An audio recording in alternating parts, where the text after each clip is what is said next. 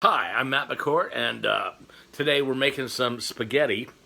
So here, what I've done is I put a little bit of Chinese hot oil in the pan, then I cook the meat, kind of medium, and then I put onion, celery, and garlic in my Cuisinart food processor. Get that all really small. Let the meat cook.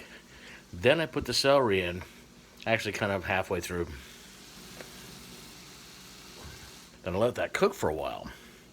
Then I cut up bigger pieces of celery and onion, and I put those in.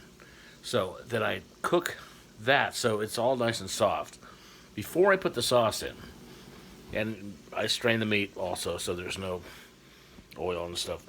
And what I'm going to do is just put the sauce in, and we'll get back to that. That'll be part two, and then you just let it cook for a while. And yum-o, Matt McCourt's Kitchen, the heavy metal maestro of food. I didn't get to be Fat Matt for nothing. You want to eat, you got to learn to cook. That's all there is to it. Oops, that's probably a weird phone call from India telling us that our computer is jeopardized. I got to go.